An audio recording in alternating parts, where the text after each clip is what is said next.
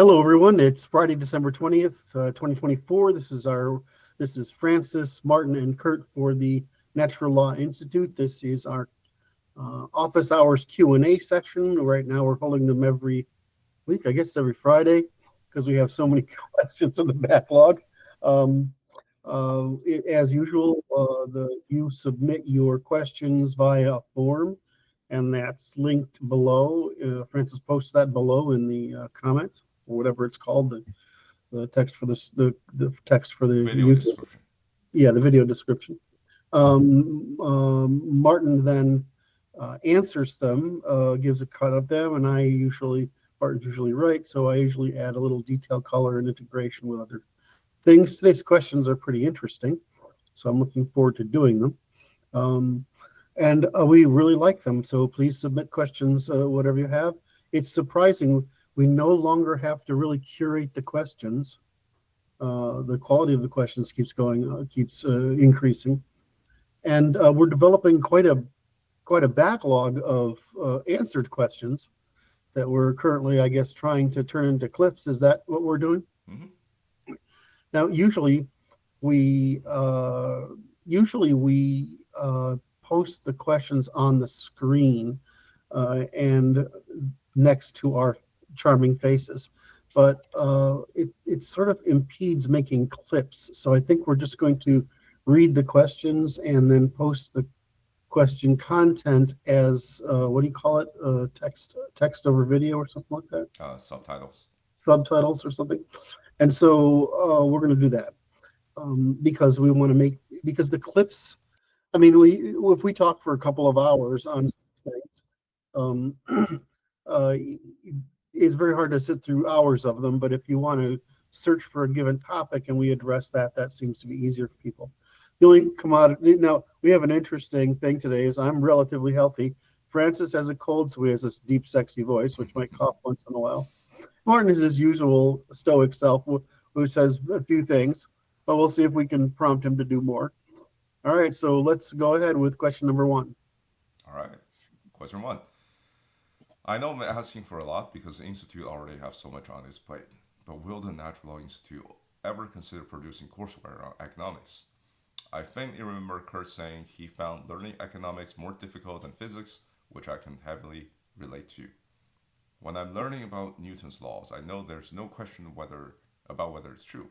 In economics, there are Nobel Prize winners who says obviously ridiculous things.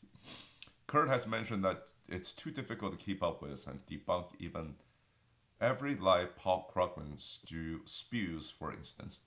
Curt heavily recommends books like Economics in One Lesson, +1 on that, and then you have Martin dunking on libertarian and Austrian economics. As someone who wants to be multidisciplinary, it is hard to teach myself economics while having to constantly discern truths from falsehood. If you aren't planning on recording courseware on economics, do you have any advice on how to navigate the landscapes of fields of economics and figure out what is right and wrong? We went over this a bit 2 sessions ago. For now, I'm not telling you to not read Austrians. If you need to learn the basics like what is marginal utility and so on, you go do that. But then when you want to understand how it works in the real world, I suggest you check out Friedrich List, Ian Fletcher, and Michael. As for the course, until and unless we get around to economics course, you can probably get what you're looking for from Academic Agents Foundations of Economics, which I assume mostly covers the Austrians too. Just be aware that it's rather pricey. Smart. Very clear analysis. Okay, I'm going to repeat a couple of things and repeat a couple of things. First, I'm interested in behavioral economics. In other words, I want to know what the economics of human behavior and how that in other words, that's the first principles, right? So there are two wings of the Austrians, the European wing and the Jewish wing. The European wing has been fully integrated into economics. In other words, Austrian economics is just economics. The Jewish wing of it, which is the Mises, Rothbard, Hayek, anarcho-capitalist wing of it is like many things. It's like why did we have to invent classical liberalism when it was just liberalism? It's because the liberals stole the left stole the title liberal. The same thing has to do with Austrian economics. For all intents and purposes, modern economics, which is the study of marginalism and the application of marginalism as a means of explaining human behavior, is the Austrian invention. Everybody else is a product of that invention. Not everybody else is a product of Jewish Austrian economics. Now, at the time this was thought of, it has been suppressed now aggressively, like most things. But there was a clear debate in Europe over what were called Jewish economics, Jewish physics, and Jewish sociology. And that is because there was something profoundly different between the Jewish interpretation and an attempt to make a science in those fields and the European attempt to make a science in those fields. Now, much of my work, or our work, is actually exposing why that is, as the origins of the masculine and feminine forms of cognition and group evolutionary strategies. At the time, they didn't know why it was. At present, we do know why it is. So when Martin says, I'm not telling you not to read the Austrians, he's correct. But on the other hand, once you understand that the Austrians are fully integrated into mainstream economics today, even if the Jewish Austrians are not, in other words, if the European Austrians are fully integrated, even if the Jewish Austrians are not, then what you discover is that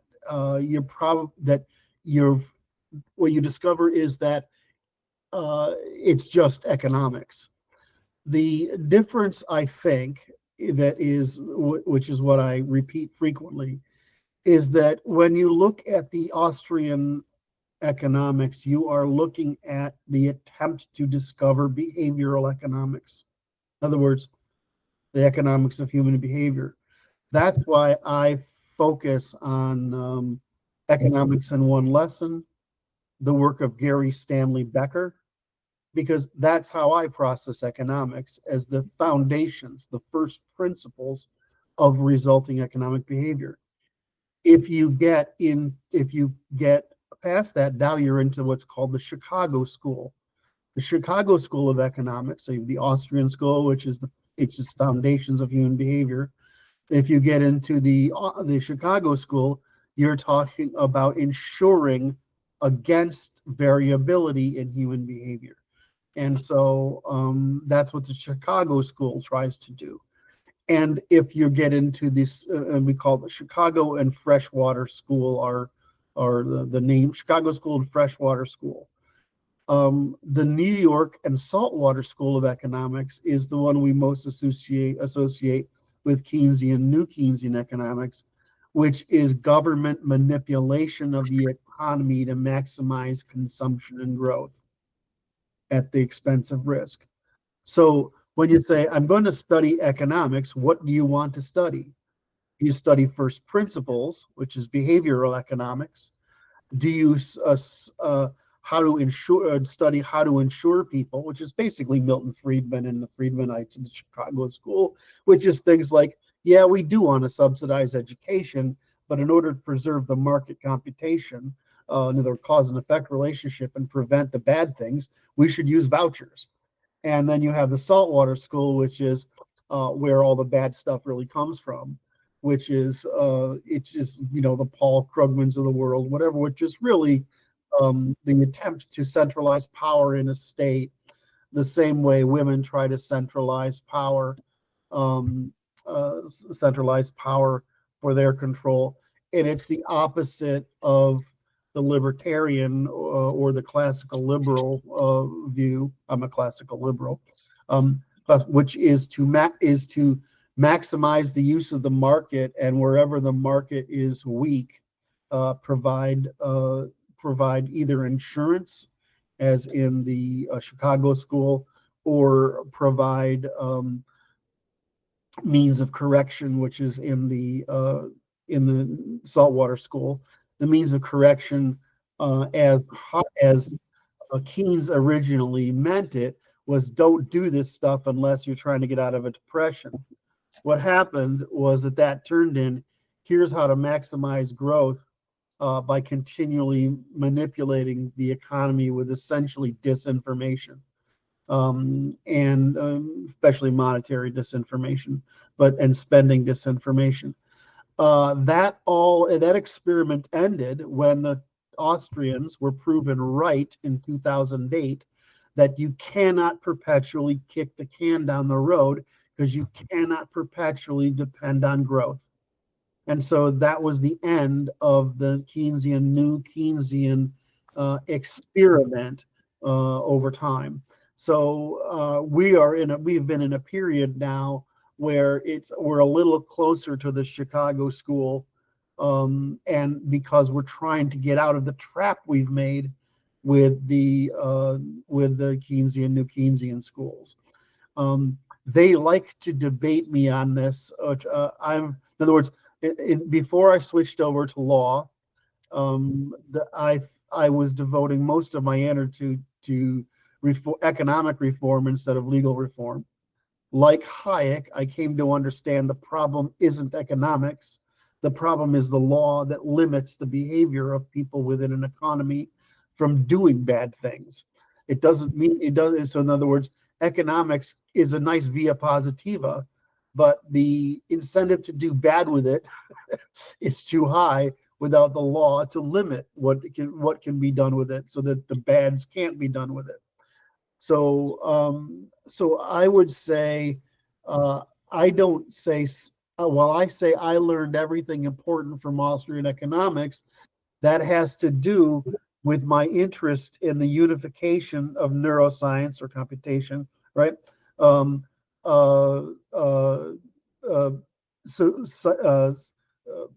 theory of incentives behavior, behavioral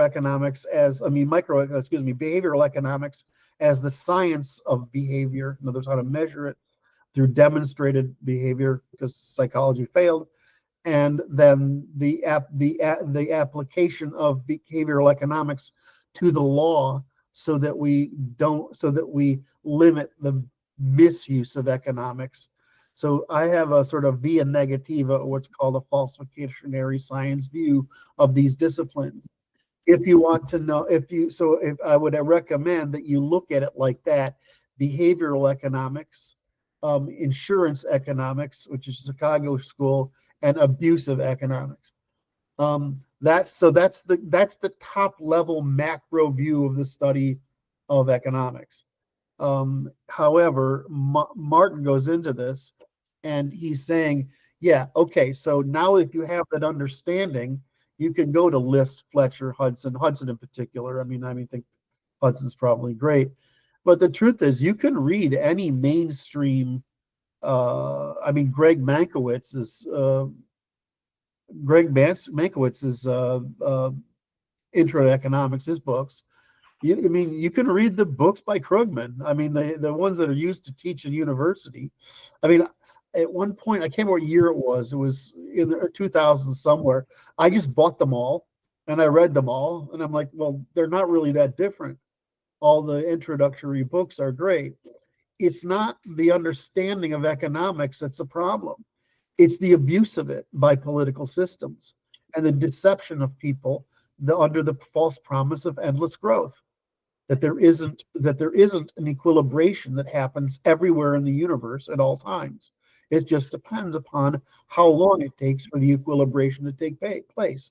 There's no difference between a set of physical molecules or particles in the universe and human beings, except that we know how to take advantage of time to alter the course of things, for our benefit. But when we try to, as Martin doesn't like it when I say violate, when we try to circumvent the laws of nature, what happens is we incur a debt that we have to pay, that we eventually will pay back, because all forces equilibrate. So if you understand at the macro level what I'm saying, and you understand that what Martin is saying here, which is where to go about it. And I haven't seen Academics Agents course, but I assume if Martin has reviewed it, that it's absolutely worth the effort. I haven't done it because, again, it's very costly, but I'm very familiar with him. Yes. So I assume it must be good. Yes. I consider him a net contributor. He's a former libertarian. So Yes. content was all about Austrian It's good to be a economy. former libertarian, isn't it, Martin? Yeah, and then he figured out it doesn't really work like that. That people are tribal and need authority in their lives. Right.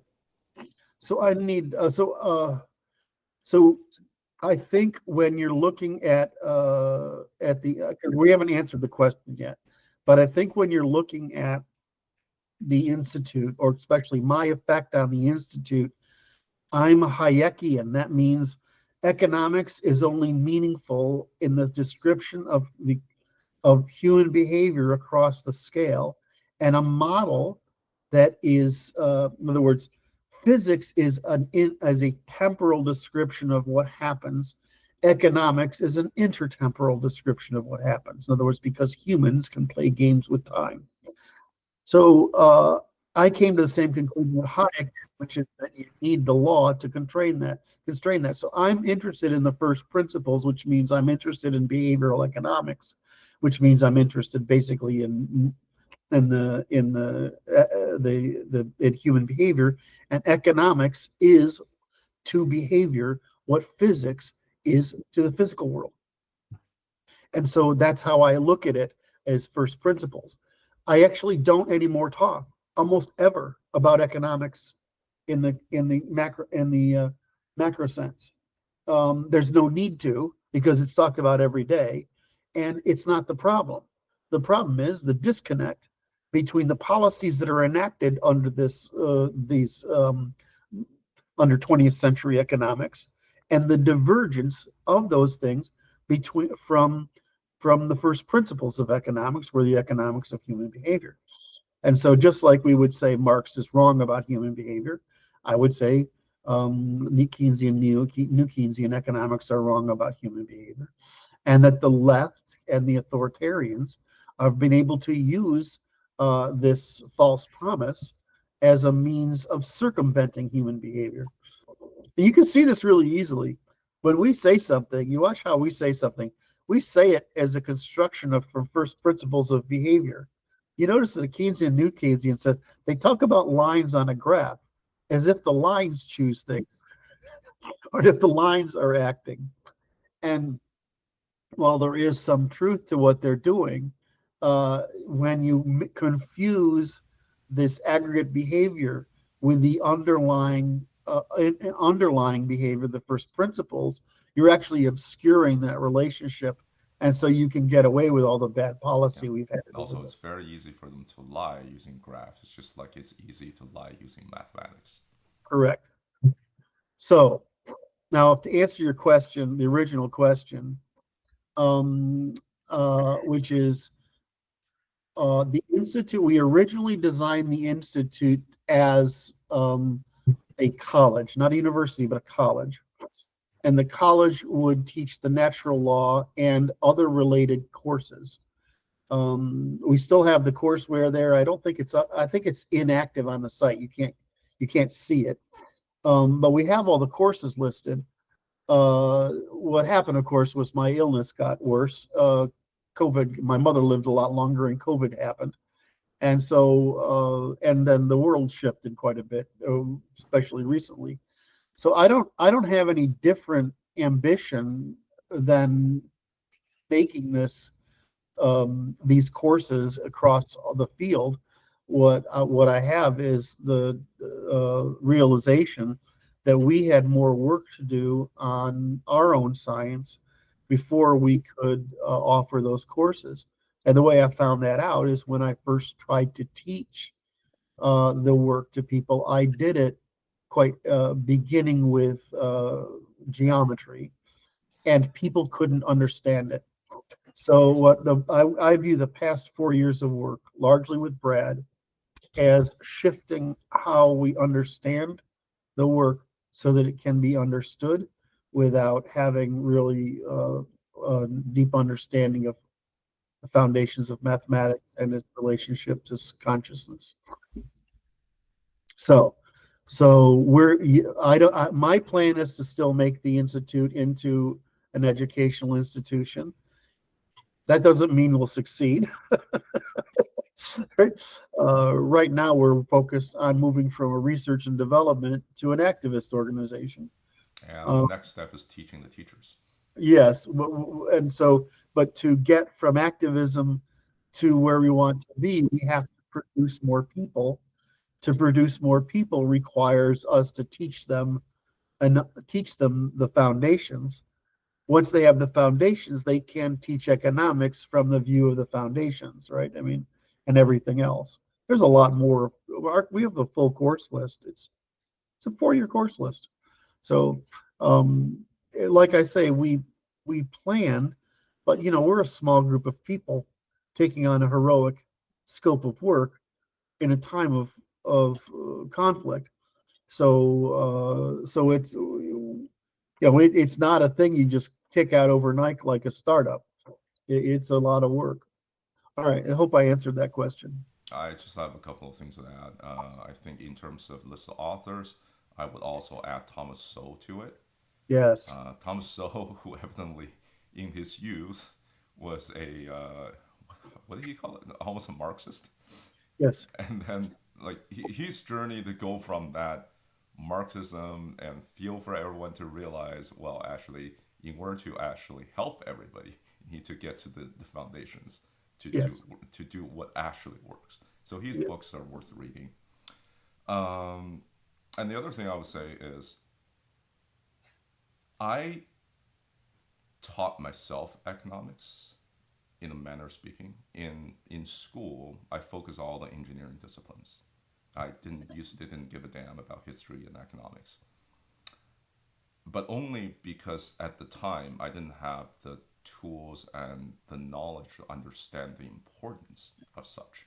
When you go from the foundation, when you build from the foundation, whether it's physics or mathematics or whatever, and gradually raising the levels and raising in terms of complexity, eventually you realize, well, for us as a collective of organisms trying to conduct EC in the universe, economics, law, that's our operating system.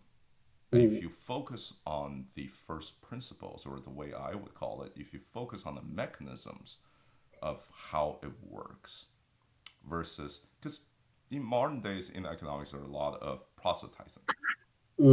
Nations ought to do X. Well, like, what's their condition? If they do X, what are the mechanisms they're going to do it with? And what are the consequences?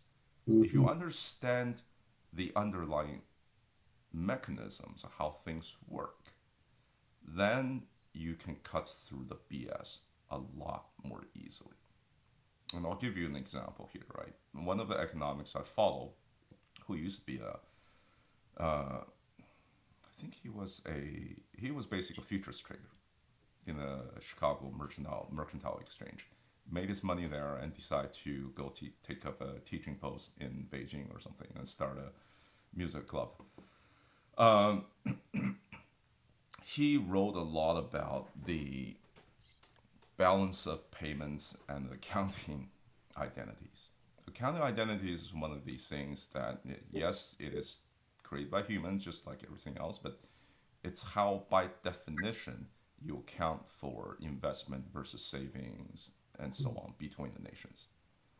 And if you understand how that mechanism works, then what China does now versus what the United States did in the 1800s, it all starts to make sense. Why they enacted those policies at the time that they have? And what are the consequences of them continuing enacting that policy beyond its usefulness? Rather than somebody moralizing and proselytizing, say, well, yes, open trade is good for everyone. No, actually, that's not true. It works in certain circumstances. It works when there's an asymmetry of a resource in particular. But whenever you're not doing full accounting, there's also transfers occurring, right? Yes. Involuntary transfers going on. So exactly. I would say that libertarians, maybe Curt would say that means Jewish wing of libertarians, are promising economics free of politics, but the world is never free of politics. You always have friends and enemies. Actually, what they're always doing, which is really offensive, is they're always trying to profit at the expense of or at the expense of the commons. Yeah. And Some think there are many true believers who actually think that is the best thing to do. Well, Yeah. here's the thing. If them getting paid is hinged on them not seeing certain facts, then of course they're not going to see it. yes. So you take a high trust, high commons producing people like Europeans who can do the difference between moral trade and immoral trade, right? So what the Europeans hear is moral free trade. And what the libertarians or the Jewish wing see is immoral free trade. But since they have made their entire culture based on taking advantage of immoral free trade or immoral trade, or what we call largely baiting into hazard, they have created a culture where that's the good thing, right? And I think, Martin, don't you call this as what is it about where we have a do it, we say, well, no, this isn't mine, none of us can steal this or do this, and the Jewish is, or the Semitic is something like, if I don't steal this, someone else will, or something like that.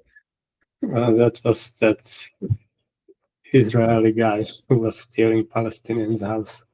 He was saying that. Yes. So, but that's actually the ethical difference between a high trust society and a low trust society. In a high trust society, you do not capital. In other words, you do not privatize the commons, right? You have to, right? Where in a low trust society, you privatize the commons whenever possible. You get yours before somebody else gets it. And so this turns out to be the net result. The net result turns out to be the rate of development, right? Because the rate of development turns out to be the rate of cooperation, turns out to be the rate of advantage, which turns out to be eventually the rate of producing commons, and where commons reduce prices for all, reduce costs for all is a better way of saying it. Whereas low trust policies increase costs for all. So the Marxists tried to circumvent this problem the wrong way. They tried to give people direct compensation, right, and organize it. In other words, the redistributists try to give people direct redistribution. The commonists try to give people indirect contribution. It's the same thing for the Western way of law. We're trying to produce goods by eliminating the bads. The progressives tried to make it, we're going to produce goods directly, and the Marxists went farther. We're saying we're just going to take, we're going to do all the work, force people to into redistributive consequences, and so we're going to avoid the production of doing goods indirectly by suppressing bads. Instead, Marxists institutionalized the production of bads so they could perform directory distributions. I mean, if you understand that model, it's actually obvious. It's so simple what works and what doesn't. Because when you're doing things indirectly, you're using incentives. And when you're doing things indirectly, you're abusing incentives.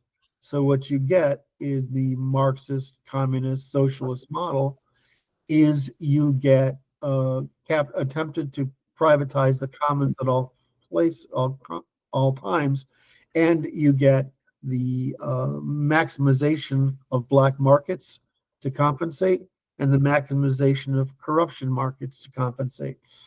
Whereas if you do the opposite, which is you try to suppress black markets, corruption markets, and privatization of the commons, you're playing to incentives to produce those things indirectly.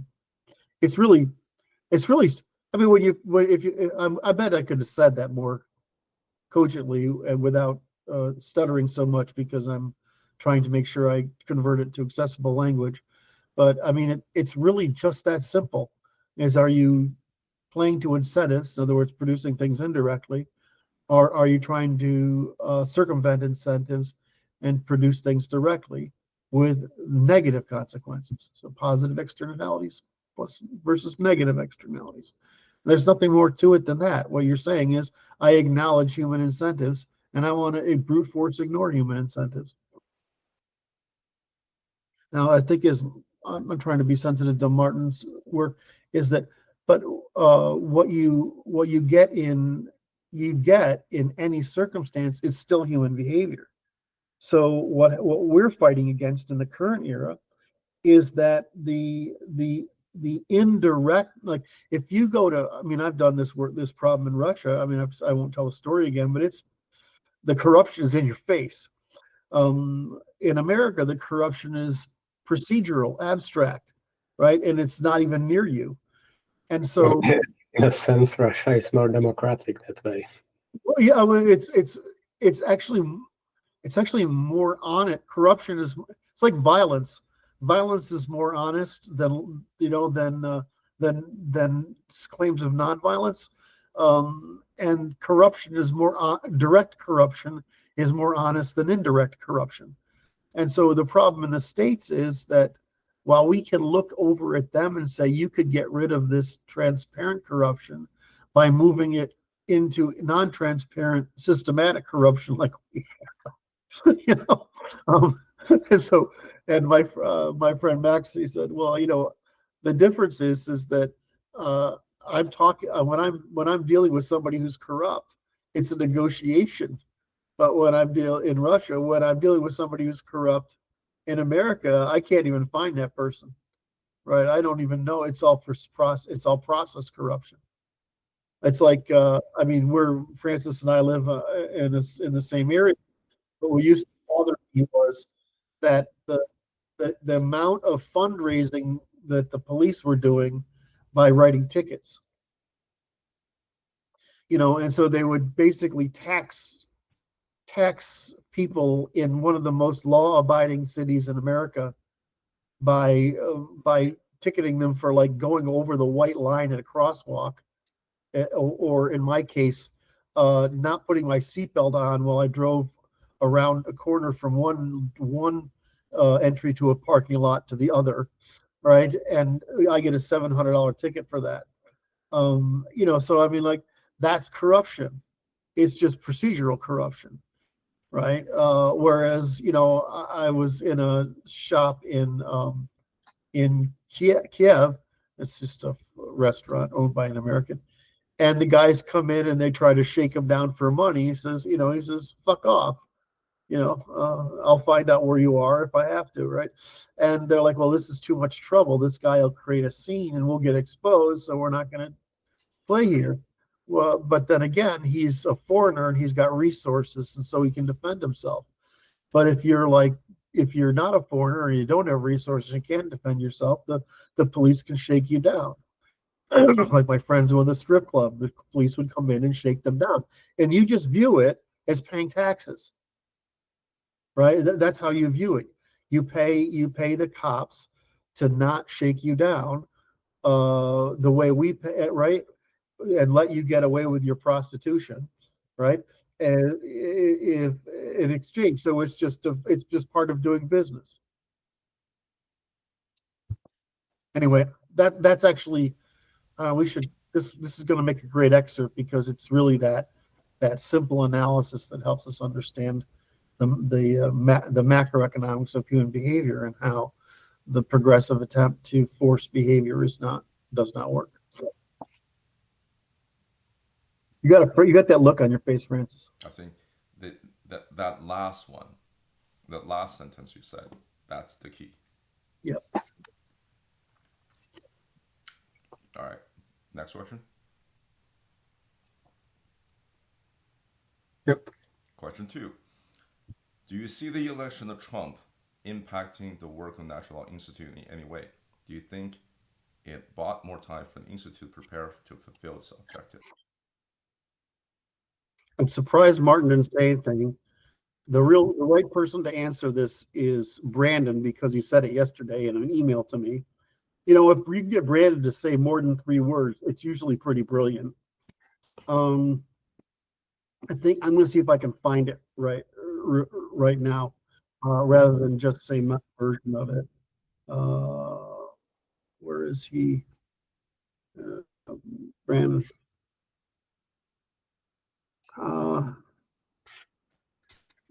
He says we're working at a good pace and on a favorable timeline. Trump's first 100 days runs from January to April.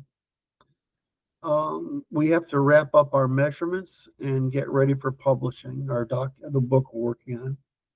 The Trump admin and incoming will be open to working with people like us. They just want to be able to deliver on their promises. People who aren't serious about cultural change will fall back for at least 4 years. See if I can go on about this. Then the rest of it is like internal operations. So I would say that, in other words, what I liked about his piece was that it's stating the clear obvious. From my view, we don't have to promote based on the Civil War angle. We don't have to focus our energy on Civil War. And we don't have to frame the reforms that we're talking about as the product of Civil War. Instead, we can, at least for now, form these as saying, look, the Trump administration is already doing half of what we recommended, but it's going to be bureaucratic and personnel based. It's not going to be captured in law.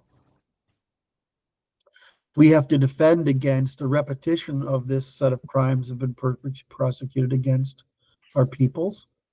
And so we need to codify that in law.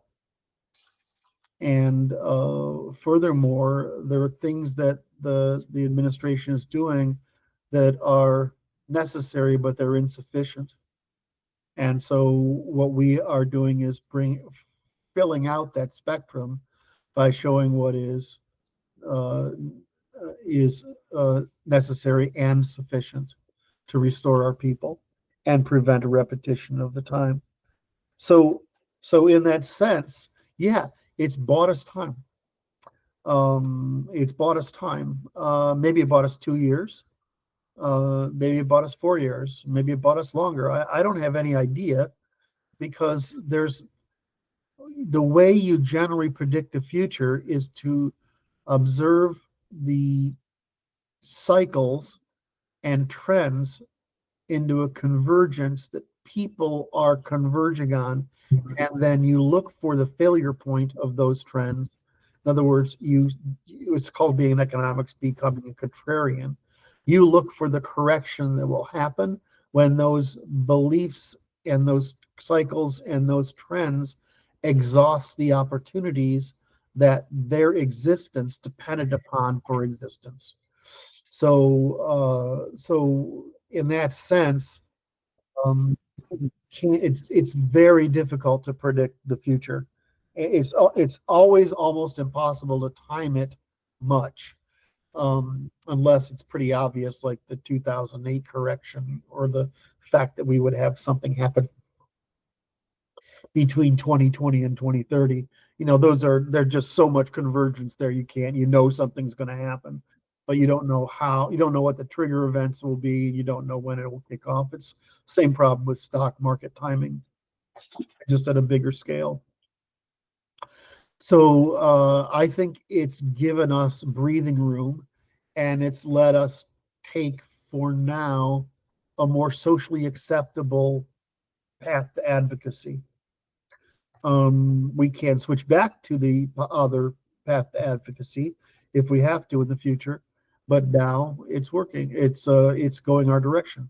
If this group is successful, if Trump and his crew are going in the right direction, and they get enough of this done to essentially waylay the left, then they've helped us even more. I know how these things work, and I expect the left to continue until at least Gen Alpha is in their 30s, at which point I see it being somewhat difficult to. Who's Gen Alpha? The kids that are just coming of age and have turned conservative because they're fucking pissed off at the collapse. Oh, you mean the generation after Z? So yeah. Okay, so after Z, we're going back to. No, yeah. Okay. That's right. Alphabet. So my kids. Exactly.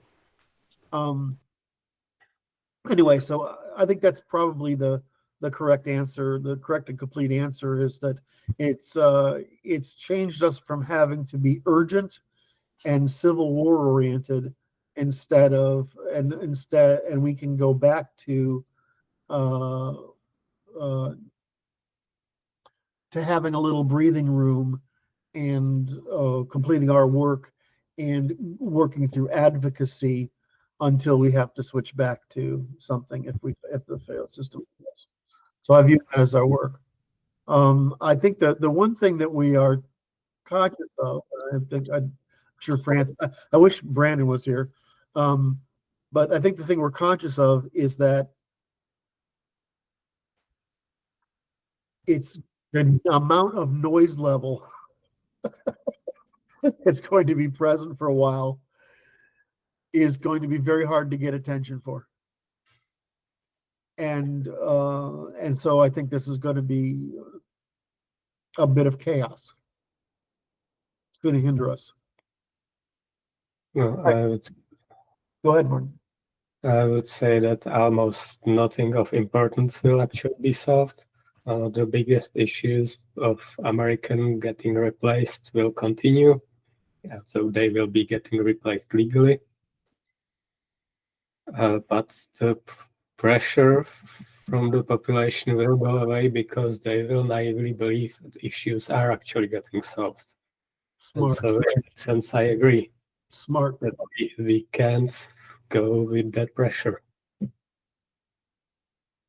People don't believe as much that they'd be justifying a civil war, although they would be.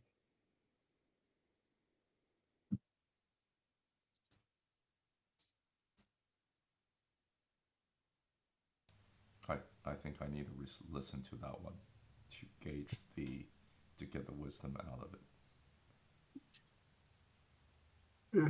I'm suggesting this cannot be solved without civil war, and people expecting Trump to actually solve this are naive. Yeah, so, I agree with that. I think. Oh yes. Yeah. Here, let me say it this way. I stated the question was, what is the Institute? How is it going to affect the Institute? Martin is actually saying, well, beyond the Institute. And Martin's right. In essence, we have time. But Martin's right is that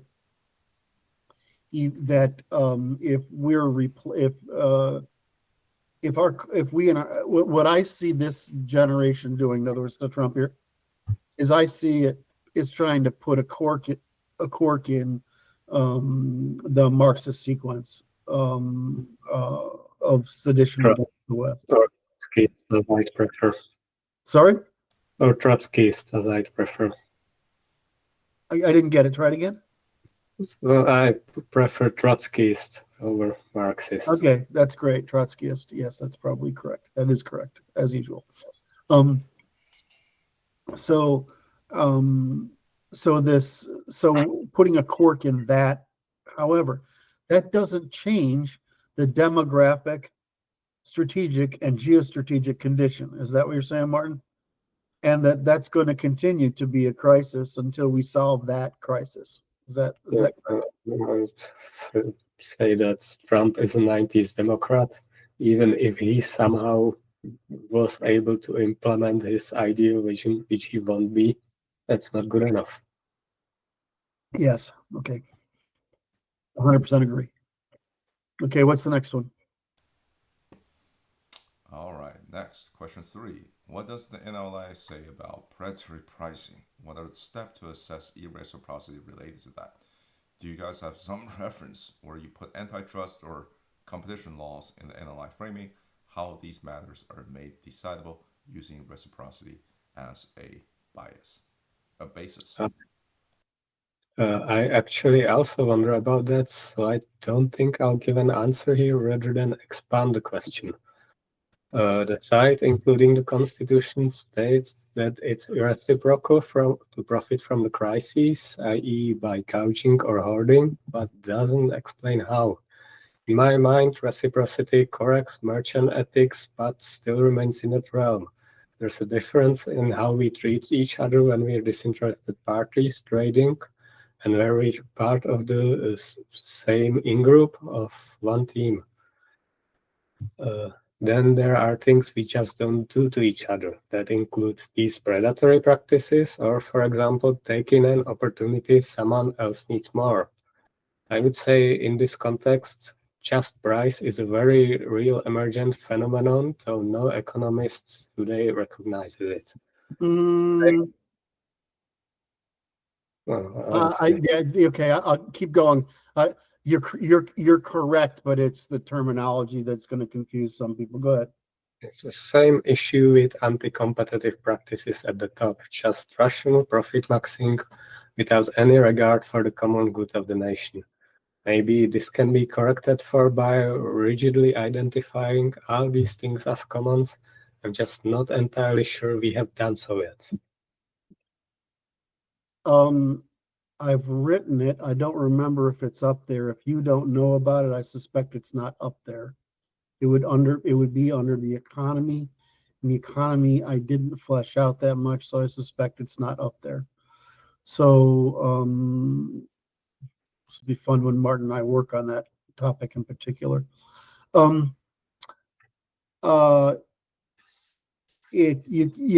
correct all the way through here. I would say a couple of things.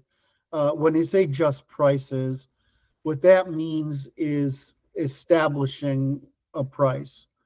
All right. It doesn't mean that if your costs go, in other words, independent of costs. So what an economist would say is prices must be imputed. In other words, if you have inventory you produced for $1 a pound, right?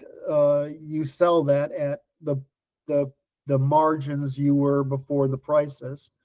If you have to produce new things at $2 a pound, you produce it at the same margin you did before the crisis, and that's acceptable. The reality, so the just price in practice is what I just said. The just practice in the literature, in other words, the second case, the just price in the literature, whenever this is a medieval concept or late medieval, early modern concept, is that this just price is the former, which is that the price is independent of imputation of price from cost. So I don't think this is very difficult if you understand that that we look for to maintain the margin on the good. So the way we have, let me just make sure I've got this right. I want to make sure I answer all of Martin's. Martin's most important thing is the same issue with anti-competitive prices at the top, where rational profit maxing without any regard for the common good of the nation. So that's basically privatized. That's basically externalizing a harm, profit from a harm versus a reciprocal trade. So here's a great example. What are those purses that they're artificially scarce that women go nuts over? Oh, like the LV or whatever. Which, All right, I don't. Like $3,000 would be considered cheap for a Right. freaking little purse.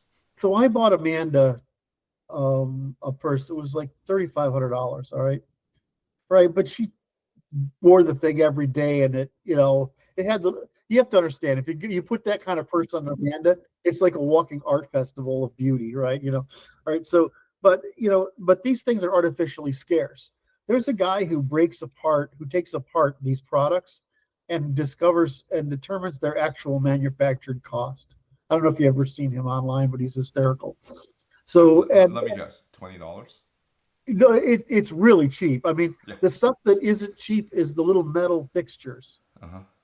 Right, the rest to make those well and have them, essentially last a lifetime, that's actually hard.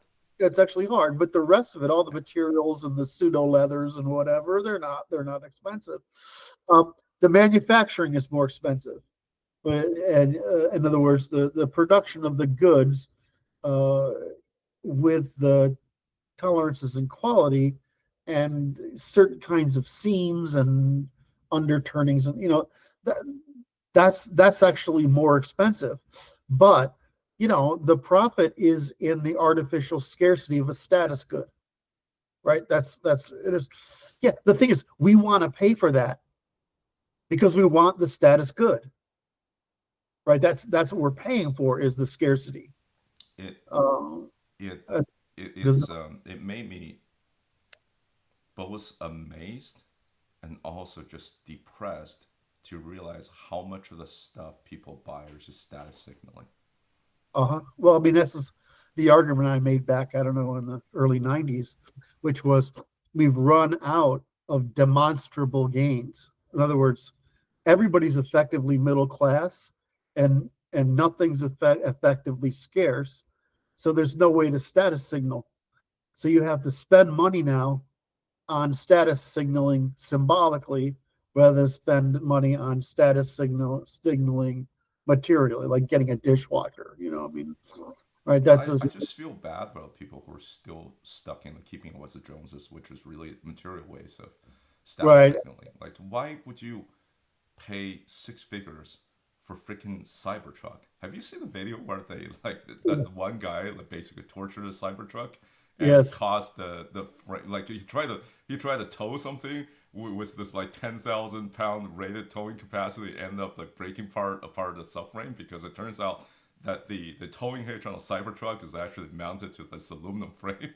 And then once he ran over some concrete stuff, the thing just broke.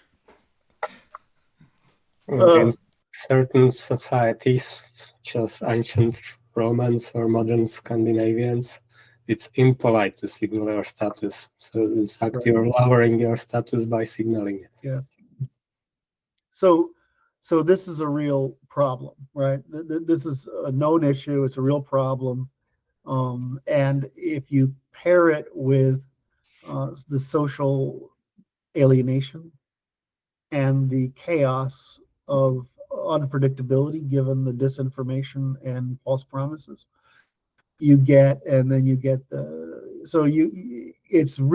no wonder people are fucking nuts. And so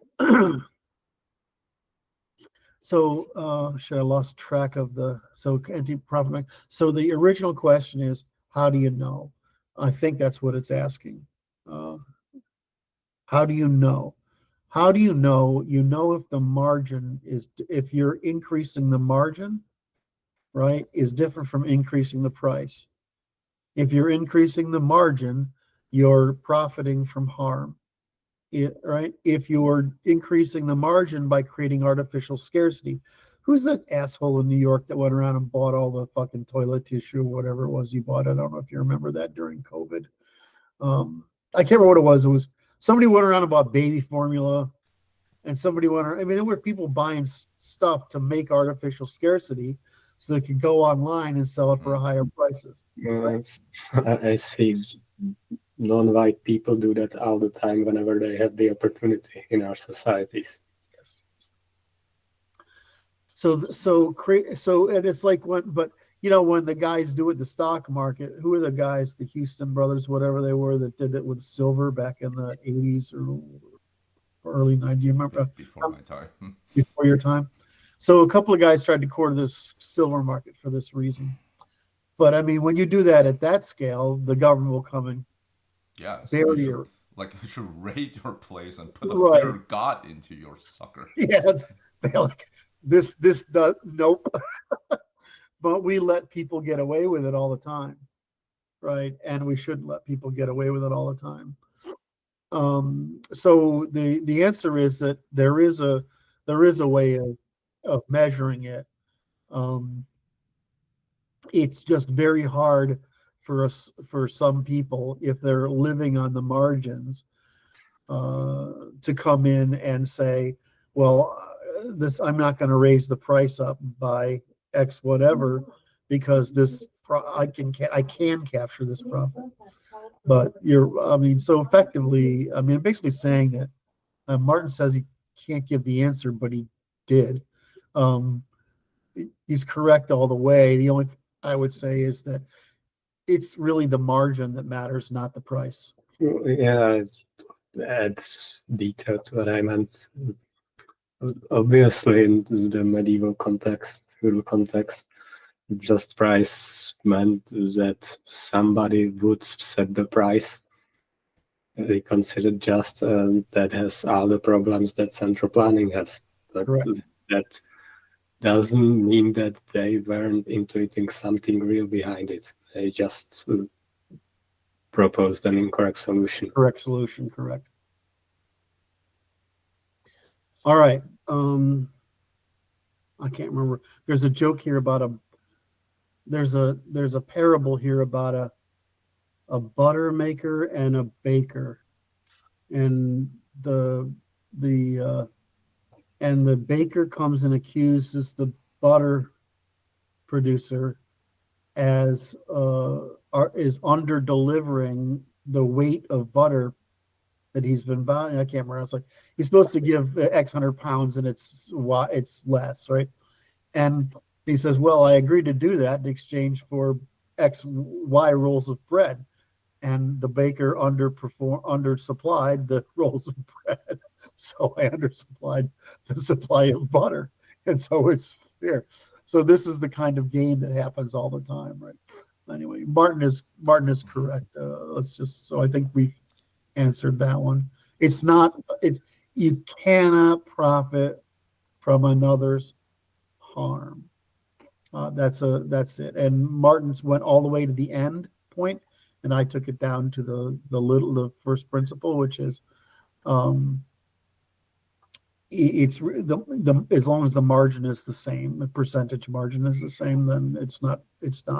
But the minute you're under a crisis and the margin isn't, then that's the seller's problem.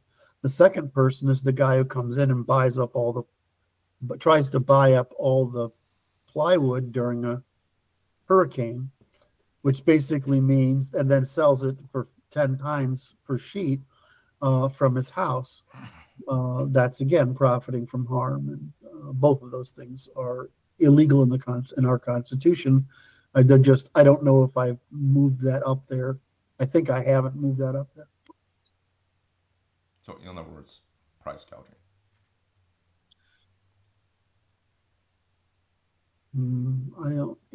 Price gouging, but I'm not sure that. I'm not sure. I'm trying to figure out. Sometimes framing a thing is important, but yes, that's what we traditionally call price gouging.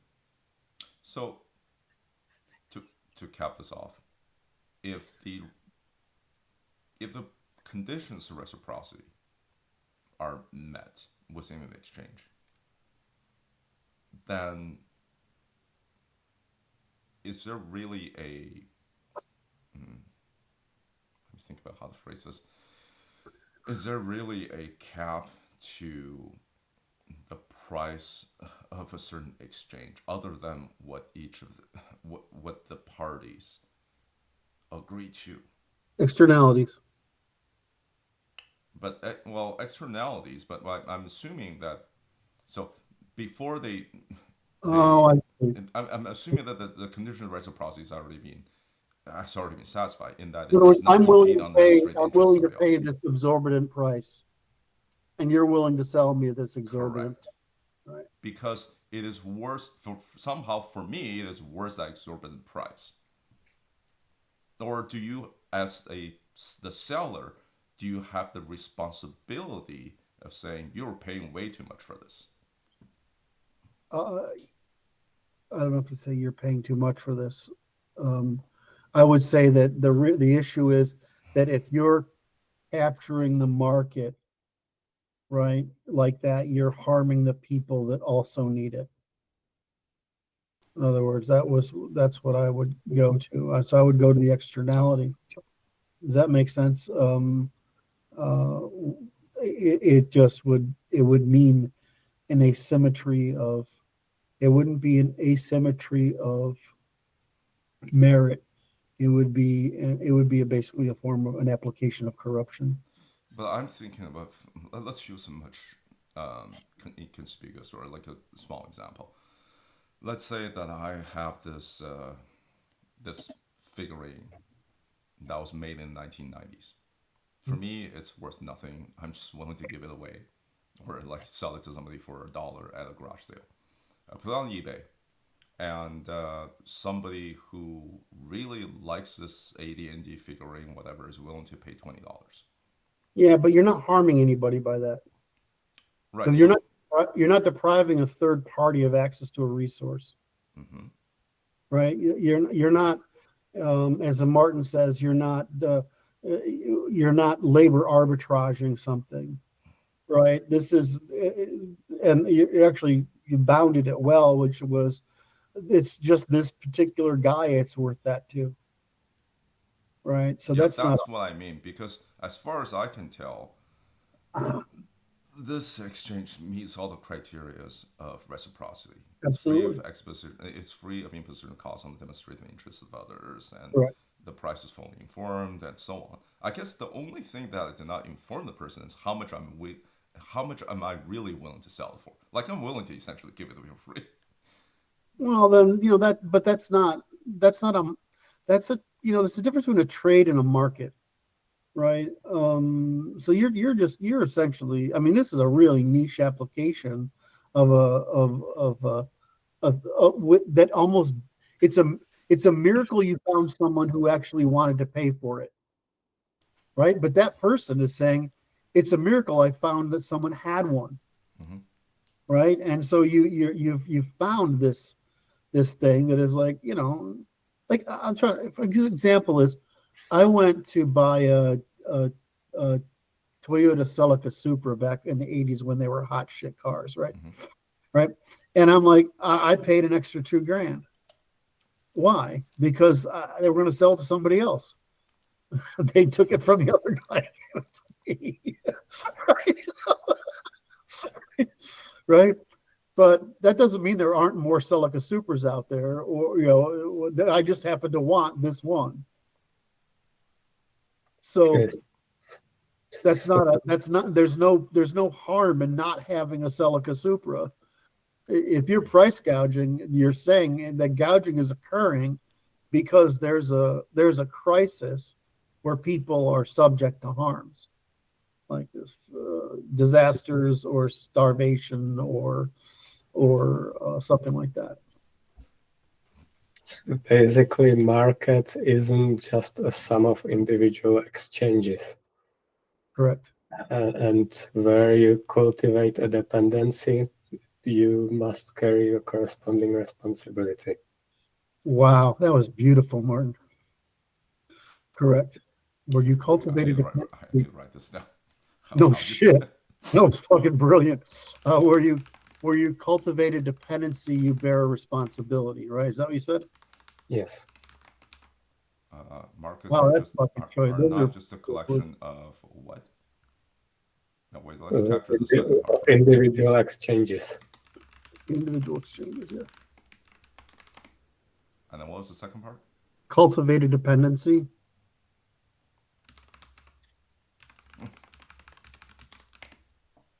And You carry a responsibility for the dependence. Jesus. Because dependency is power, and you can have power without responsibility.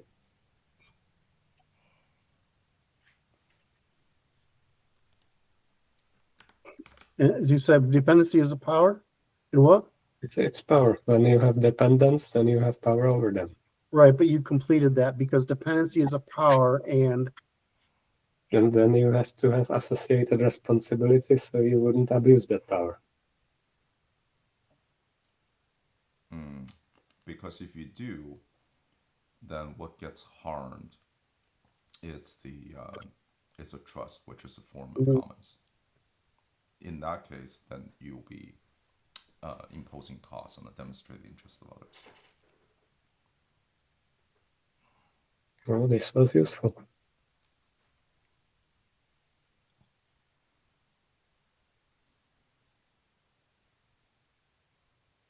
Right, of course, think in general there shouldn't be any unnecessary dependencies, which looks like. If you can learn to be independent, then you should. That was fucking brilliant. Alrighty. I think we did this one justice. Okay, moving on. Question 4. Do religions emerge or are they manufactured? What's the difference? Emergent properties of human actions and behavior still have those actions and behavior underlying them. And so a religion can emerge by being manufactured. You could say it can emerge by other means, such as stories that didn't have religious significance, attaining it over generations, habitual actions becoming religious rituals, hallucinations and dreams being sincerely believed as revelations, possibly many other ways. It's in any case a good bet that any organized religion is at least partially manufactured, and Abrahamic religions, to the extent they can even be considered religions rather than political style, are manufactured entirely.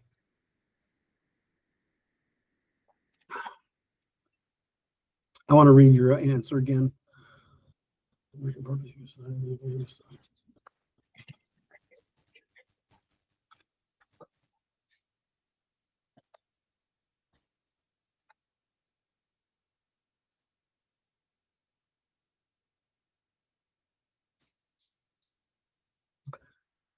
I can't think of. Yeah, I'm gonna tell me if I've got this correct.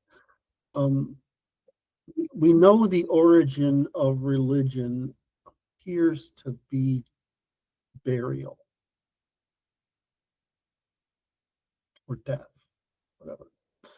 That appears to be the origin of that versus myth. The origin of myth is simply uncertainty.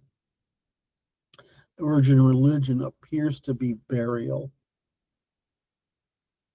The origin of uniting those two things appears to be proto-sociopolitical.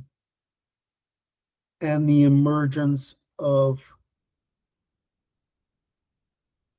organized religions appears to be political. Political meaning requiring a polis. The words. The need to produce homogeneity in a cooperative structure. I'm not sure if the polis is completely correct, but I think so. I think so. Because to have an organized religion You need a professional core. And to have a professional core, you need a division of labor. And you need a division, to have a division of labor, you need a polis. You can have shaman before then. Yeah, so it's a gradual process. So yes, it's clearly an emergent, it's clearly emergent, and we know what its origins are. But once it's emerged, it can be amplified, and so in that sense, it's manufactured. Yes, it's manufactured so that it can be used as a standard. In other words, it's consistent and commensurable across a bunch of people who need to cooperate at scale, regardless of the emerging anonymity of people at scale. And anything that advances it. My favorite thing is the last one, though. The extent that Abrahamic religions are even religions rather than psyops. Well, that's so. Yeah, you're correct, and they are psyops because there are the Middle East conflated religion and government, and nobody else did. So, well, I mean, India sort of, but it's not calling it an organized religion is questionable. It's very disorganized. So yeah, I think that you're absolutely correct. All right, next question. All right, question 5 from Kiran. Is there any difference between property and capital as used by NLI? I know that property is that which is invested in and defended, and I consider capital as perhaps a subset of property that can be deployed and allocated and consumed, like money, commodities, energy, etc. Excuse me. This would rule out kinship and institutional property as forms of capital. Violence will be considered a form of capital, as violence can be deployed, and the capacity for violence must be maintained and invested in. Violence not being in itself property, but the first order consequence of it. Is this correct? Capital is a property that can be utilized for further production. That doesn't rule out kin and institution at all. In fact, that's why we even have institutions. Violence as a capital doesn't make sense, as violence is something that happens in time, but capacity for violence, which can be employed as needed, does, which is probably what you meant. Yes. Martin's right, of course. I'll tell you why I went from property to capital is because if you look at the history of economic thought and the history of moral thought on using economics, the term property is heavily biased to the libertarian definition of intersubjective viability, which tends to mean that things are physical.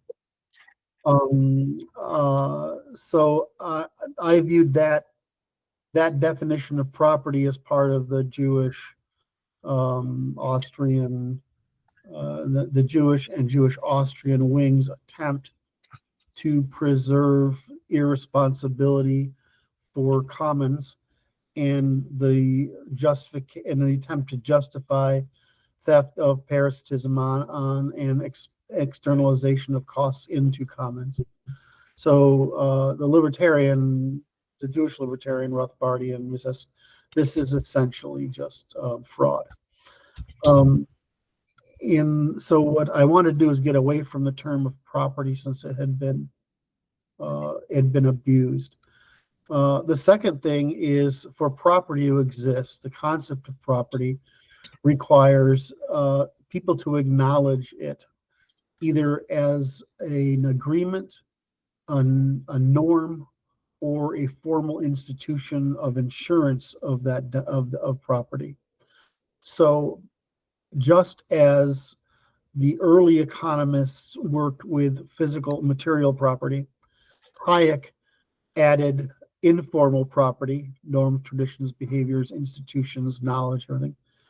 And I added informational capital. In other words, that we are all just as dependent upon the quality of information in our societies as we are on its informal and informal institutions, as we are on its demographics, population, and their contingent physical capital and territorial capital. I wanted to be able to talk about these demonstrated interests across a whole spectrum while being free of the legacy of the term property as used by the Marxists and the libertarians, which are really just middle-class Marxists. So I use capital. I went from property in toto to capital and toto. And Martin's correct is that capital is anything into which you have demonstrated an interest, and that for how did you say it, Martin? For can be used for further production. Right, can be used for and further production, which could be production could be just time savings, right? I mean, it doesn't matter. So that's why we went to talking about capital and toto, is to leave behind the legacy of the abuse of the term property and to more generalize it so that we could address classical Hayekian and Doolittle spectrums of demonstrated interests.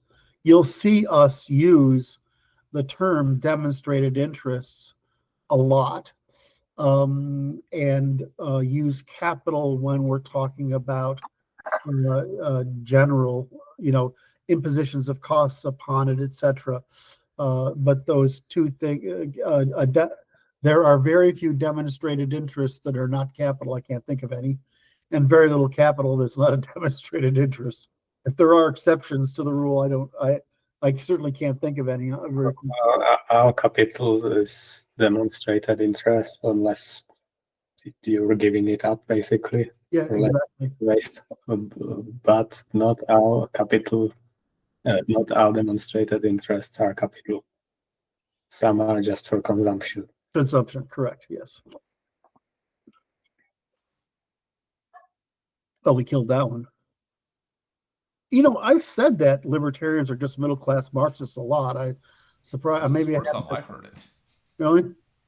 It's like you have so if you think of Marxism as the feminine tendency to want everything to be the same so that rents can be extracted, you have the lower class Marxists, right?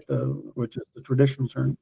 You have the libertarians as middle class Marxists.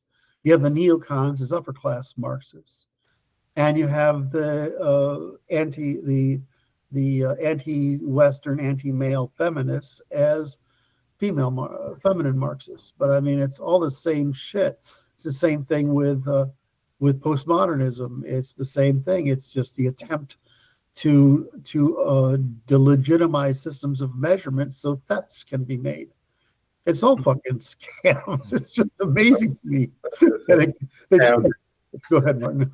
Just clarify that what you mean is on whose behalf they pretend to speak. But obviously, all Marxists have been middle class or upper class. Yes, thank you. Yes, well, which power structure? That is so right. Because I think only the middle class or upper class can afford to be Marxists, just like That's right. the current set of Marxists that are trying to instill their rules on everybody. It's not like those lower classes arguing for themselves. It never happens. All movements are led by elite. So what you're saying is that, as I'm phrasing this incorrectly, what you mean is that that what class are the intellectual Marxists trying to weaponize against the West? Yes. So sometimes on whose behalf they pretend to speak, even though that class may not actually agree with them. Correct.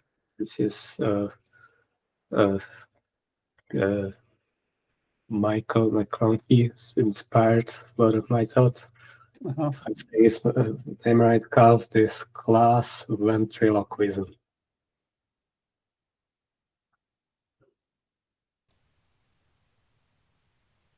And you pretend to be the voice of another class when you're actually speaking for the interest of your own class. Yeah. And sometimes they don't even tell well, actually, all of these liars have to tell lies to themselves to convince that what they're doing is justified. Yeah.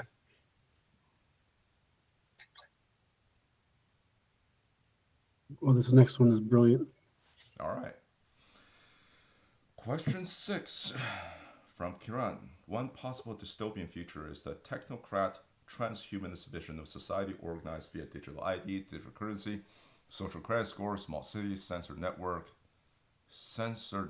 algorithmic governance, etc. I think many people will find this vision distasteful, and yet it is possible that it would represent a stable form at a higher level of complexity than actually exists, e.g. the next stage of evolutionary computation. What is the Institute's position in such a system? Assuming such a system is viable, would it be contrary to natural law to resist or destroy it? The argument could be made that devolving such a system to the present form of human organization would be a drop in complexity comparable to going from the present system to pre-industrial society. Similarly, would it be contrary to natural law to advocate resist the current system if one thinks that pre-industrial society would be preferable? Christians, Uncle Ted. Yes. People attribute too much to natural law. It's just how people behave. We make choices based on that knowledge, but that knowledge alone can't make the choices for us because it's still we who decide what we actually want to accomplish. For me, this sort of dystopia certainly isn't it. I seek a return to the normal world that existed before the 20th century, really before the 18th, if with modern tech. I've spoken against this vague notion of increasing evolutionary computation for its own sake, whatever that would even mean. I want states whose entire purpose is increasing the evolutionary fitness of its population, including by making them anti-fragile to black swan events. And this involves decentralization and subsidiarity, making people resolve their problems at smallest scale they can, thus making sure no segment of society can impose its will on the rest without a fight. This would cost us some, perhaps a lot of economic efficiency, but unless it goes so far as to undermine collective sovereignty, I say so be it. Mm-hmm. System designed for humans, not humans designed for the system. That is beautiful, Martin. That is fucking elegant. Can we break this up into a couple pieces, because you've got essentially two important arguments here. Yeah, Martin and I have been working on this the past couple of days because we've diverged, unfortunately. Yeah, there's a tendency to people to misunderstand what we say with natural law. Natural law is just how people behave. That's all we're saying. It's a system of measurement so that you can judge your whatever it is you want against what will happen, if what people will do, right? And so we work with this term and this concept mostly so that we can stop governments from abusing their people with false promises. In other words, that's the idea, is that there is a set of, so if we put out a constitution of natural law, it's a system of calculating, right? Of making calculations under the law that allow people to make choices without lying to each other. All right? Yes, that constitution is applying natural law for a particular purpose. It is not natural law in itself. It's correct. So there's a difference between what I call science, natural law, and applied science, what you do with it. And apparently I'm failing in making this distinction often enough or with enough clarity. But that's the purpose, or again, my purpose all along has been to prevent lying, which is what I guess Martin would say, Marxist, Trotskyist, neocon, progressive, whatever sequence. Judaist. Yeah, exactly. What these lies have been constructed from that have put our people into harm. So because people aren't able to discern whether those things are true or false promises. So we're trying to prevent lying. That's really what the goal is. What you do truthfully, it's a fucking choice. I mean, it's none of our fucking business. You just can't lie about the consequences of it in order to obtain power that benefits you or some class at the expense of others. So I think so the second part is this so there's three parts. The first part was the meaning of natural law as we use it, the difference between the science of natural law and the applied science of it to helping people organize polities without being subject to deceptions, frauds, deceits, lies, whatever. Now, the second part here is the question of what does he call it? He calls all these dystopian future, right? I don't think this is. I really have a problem with the durability of our credit reporting, and I'm terrified by the social credit score. And that is that people can learn,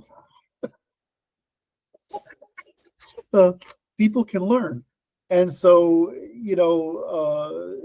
punishing someone throughout their whole life for their folly when they're 22 years old is not helpful, right? I mean, it doesn't really give people a chance to say, okay, I need to start over and get my shit together and that kind of stuff. So if it's not perceptible by the people you interact with, I don't believe it's important. Does that make sense?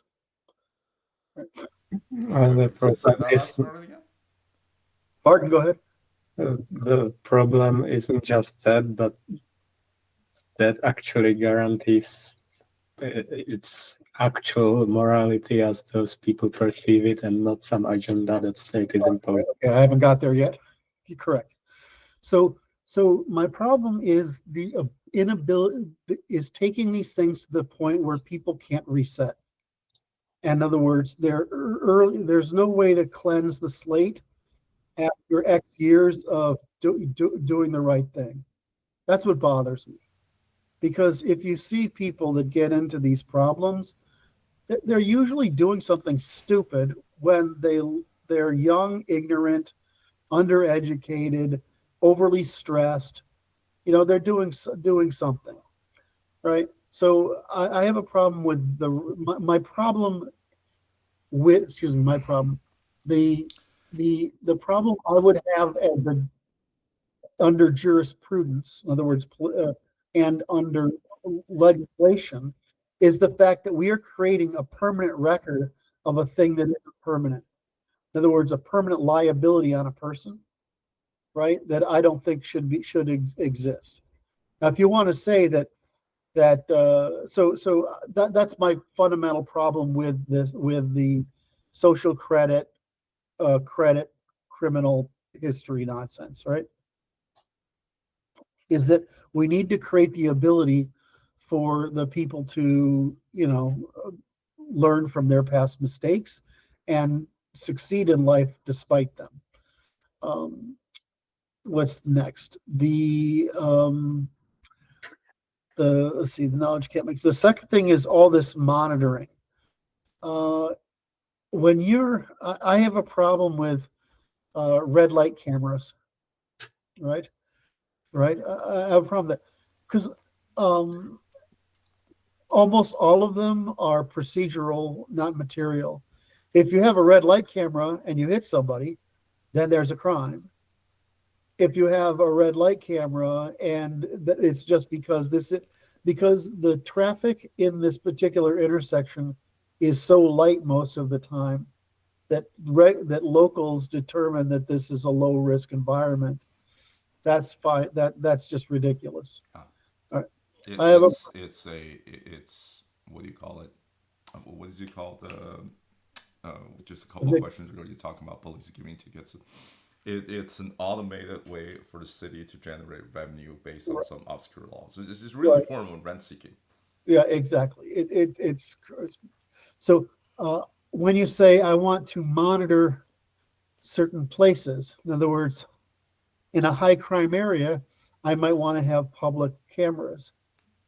I'm not sure if it is an ironclad invulnerability that that anybody using that information for the purpose of defamation instead of crime is guilty of defamation. In other words, there's no insulation from it. If you're a camera operator, a cop, a detective, a bureaucrat, whatever, if somebody's, I mean, I don't want to walk down the thing and decide I need to scratch my ass and somebody take a photo of it, right? I mean, it's just, you know what I mean? I went through all the things that I could think of, like picking your nose, whatever, scratching your balls, but scratching my ass was the one I came up with that was possible to insert there that would get a laugh, right? But right. So I mean, you don't want to sit. There's a video came out yesterday of somebody I'm fond. So he's working. The cameraman is looking at him through two doors into a third room, right? Through doorways to doors. And so he stands up. He's got a tool belt on and his jeans on, and he does that little jig you do when you try to pull your pants up, right? You know what I mean? And I'm like, okay, well, that's somebody we love that we're lovingly doing that to. But do we want to see the normal things people do that are, that you wouldn't normally do in front of other people, right? Do we want to have that exposed? No. Do I want to have it? Do I want to have it misrepresented? Like I could have an argument with somebody, not me, but somebody else who's more animated, could have a gesticulatory argument with somebody, and that without knowing the content of it, be categorized as threatening that person. With the other person sitting there and like, you're my friend, and we're talking smack, right? I mean, so that's the problem I have with this. Do I have a problem with catching a bunch of guys who just robbed a jewelry store or a liquor store or whatever with these cameras? No. So it has to be a crime, right? Not a procedural crime, right? I mean, a material crime, not a crime. And it can't and defamation using these recordings has to be rigidly enforced, right? So you can't use them, because what this leads to is the what I call the dog collar problem in law, the same as which is the same as giving tickets to moms in minivans or in Bellevue, right? Is that you make everyone wear a collar, everyone have a dog on a leash and a collar, because 10% of people can't control their dogs, are indisciplined with their dogs. So you punish everyone for the minority, right? That's my problem with this stuff, is that, so then what happens is they devote their policing to policing things that aren't crimes, right? Because of a minority, and imposing the costs on the majority, right? And so I don't want to make that behavior easier for law enforcement. The same goes for demographics. And they start policing demographics that can behave themselves by the standards of those that can't. Yes. Can you elaborate on that? Because I understood what you mean. Well, it's the civil rights law premise. Basically, white people, Asian people don't need to be policed the same way black people need to be policed. Correct. But it's not allowed to police them differently. Right, and we need to police them differently because they have different levels of impulse regulation. No. the way I kind of see this is I don't know whether I know enough to know whether Ted Krasinski was right. Now, his central argument is that because that technology, the existence of this technology, essentially forces humans. I'm probably not saying it right. That they essentially is inseparable from the how humans uses it. In the sense that if you develop this technology, then there's no way to use it reciprocally, and therefore, in order for maximum human flourishing, you need to get rid of the technology. I think I said this before. When I read this book, I keep on alternating between this guy's a fucking genius versus he's a fucking lunatic, and I still can't tell whether it's a fucking lunatic or a fucking genius. Other it can be both. Yeah, probably both. I haven't read the whole manifesto. I've read excerpts, and I agree with his analysis and not with his. I agree with his analysis on the left. I mean, he like this guy was a freaking genius that he wrote this in the 70s or 80s. He already sees through the entire thing, right? So obviously he's a freaking genius. He became a mathematics professor at like age 20 or something. Obviously he's a very smart dude.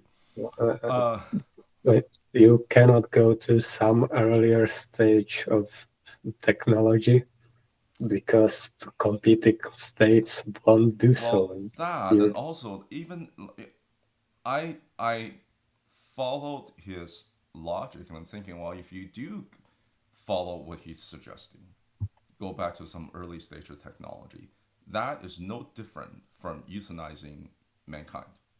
Because if you take his suggestion as face value, go back to some agrarian technology or whatever, well, eventually the Earth is going to be blown up by the sun becoming a red giant or something, and there's no chance that we're ever going to get out of rock. And so you might as well just doom humanity to die in its cradle. Yes. So the way I look at technology is technology. I mean, Curt, you know this, especially since you were in this area in the 90s. There's this school of thought that technology will solve all humans' problems. That it itself is a net good. I do not adhere to that view. I think technology itself is just an accelerant. It's net neutral. You can use it for good. You can it's a kind of power. Right. All power is a resource that can be put to bad, good or bad. Yeah. So in terms of all this digital ID, digital currency, social credit score, the way of keeping track of social credit and so on, there's a version of this that you can implement such that it fully meets the satisfies the laws of reciprocity, in which case it can maximize human flourishing. And you can just, like they are doing in China, you can use it in such a way to keep your people essentially enslaved. And just the question of who put these technologies in place and whether they've done so implemented in such a reciprocal way. Well, I wouldn't say technology can be entirely neutral, because it's not just about whether they will be used for good or ill, as if that's a neutral choice, but their availability changes the incentives. So that's what I was. Yeah, I understand where you're going. That's where, at the start, I said I don't know enough to know whether Ted was correct.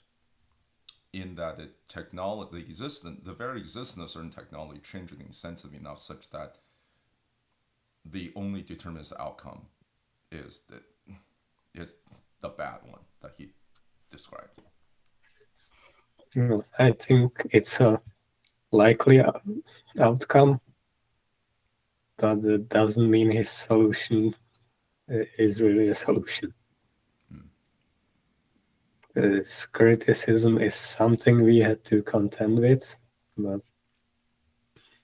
we'll have to figure out a different solution. All right. So we have addressed, there's basically 3 questions here. Blah, blah, blah, blah, blah.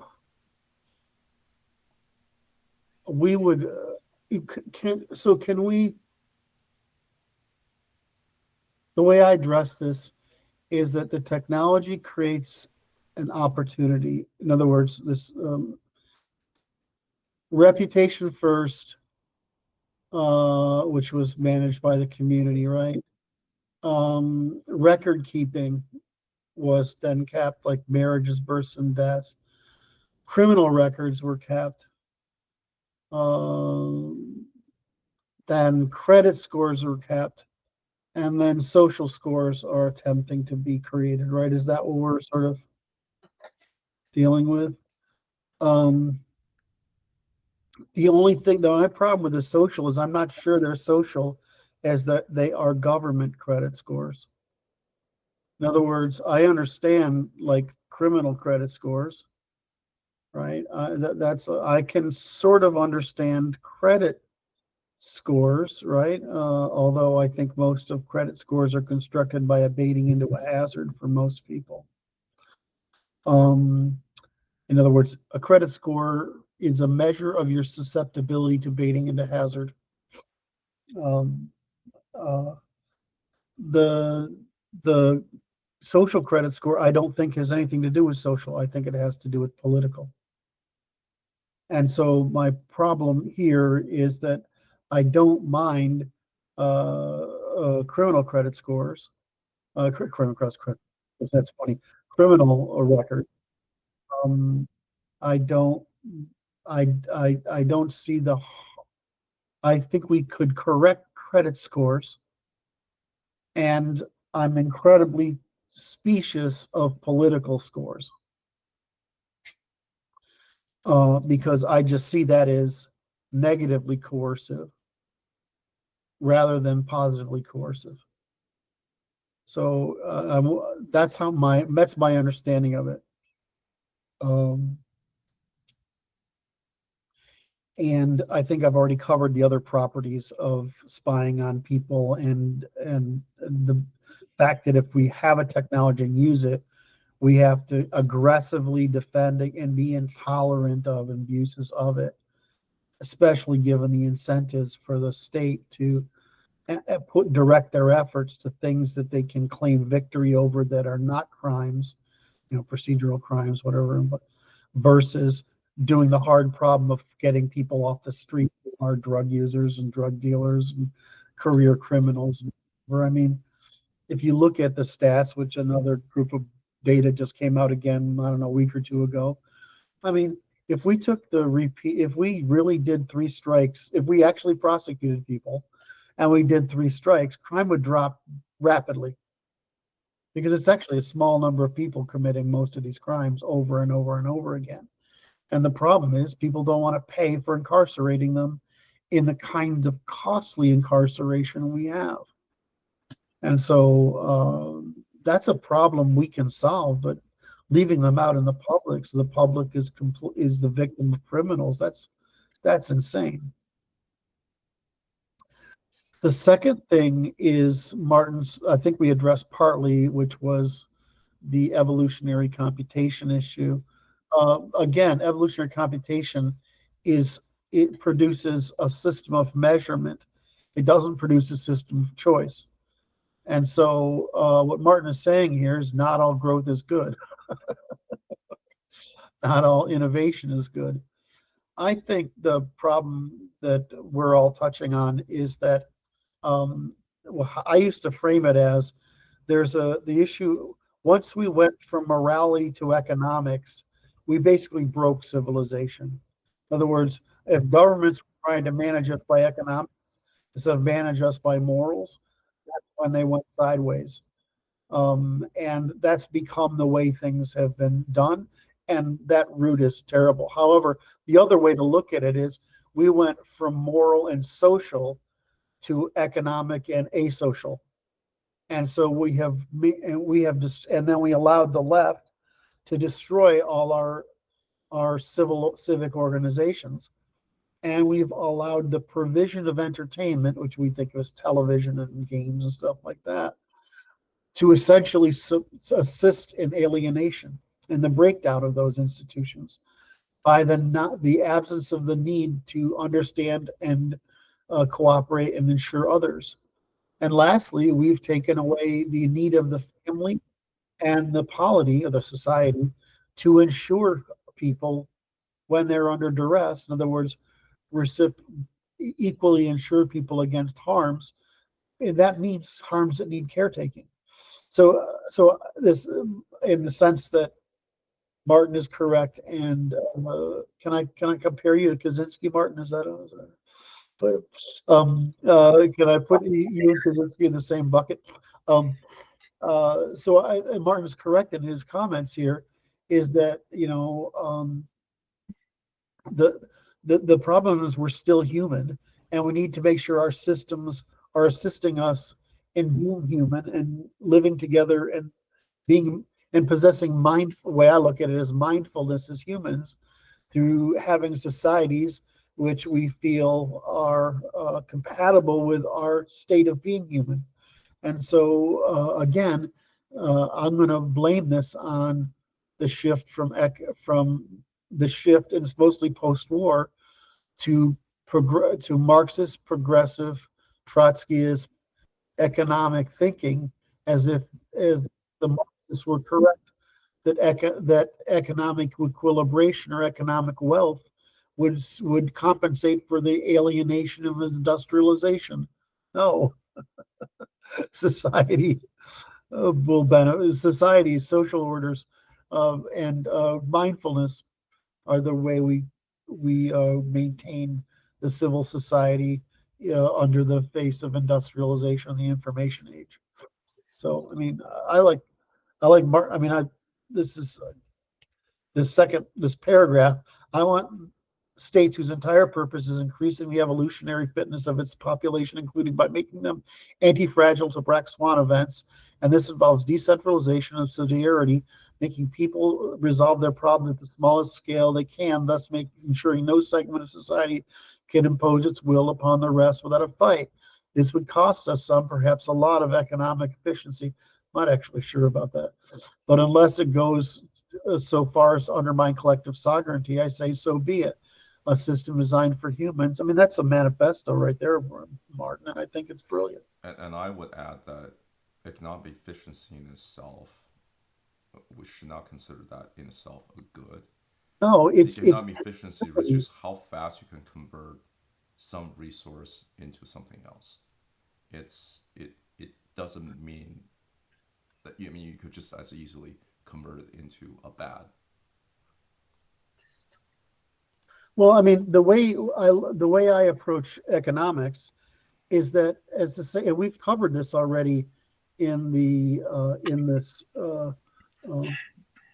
Give me 1 second. I'm internalizing, Martin. The way we covered this already is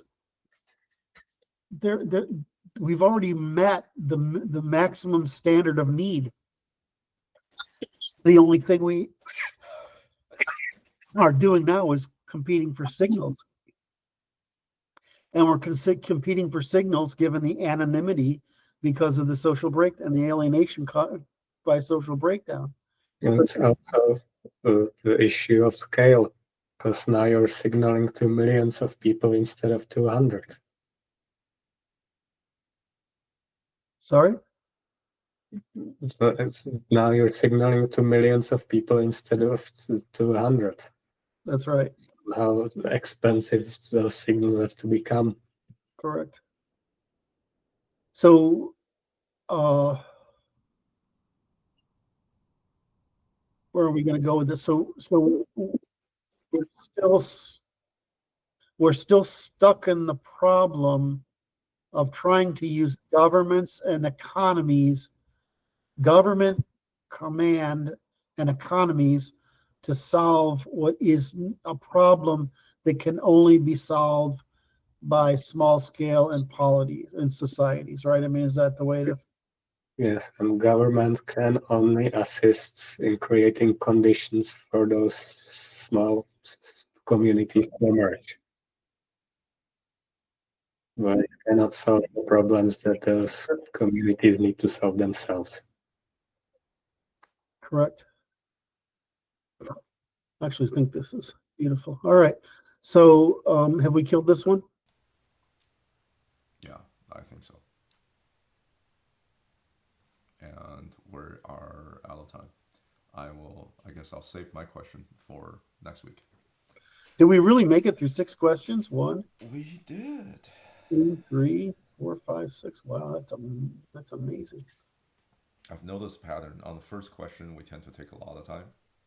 And then if we manage it, we tend to blast through 4 or 5 questions in the second hour. So you can be happy that your question is going to be the first one next time. Well, I was thinking, do we need to answer that in 10 minutes? Or it just so happens that it's going to be next time anyway. There's some good questions in here. Wow.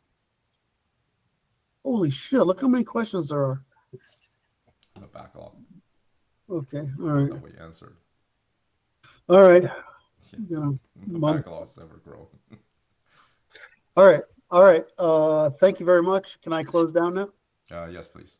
Hi, this is Martin, Francis, and Curt from the Natural Law Institute. Today is Friday, December 20th, 2024. This has been our office hours Q&A. You can click the link in the video description to submit a question. We'll add it to the queue, and hopefully we will in the future start breaking these into each question into a separate video so that you don't have to hunt and peck for them. All right, love you all. Thank you so much. Thanks, Martin. Thanks, Francis. Thanks, the audience. You have a great day.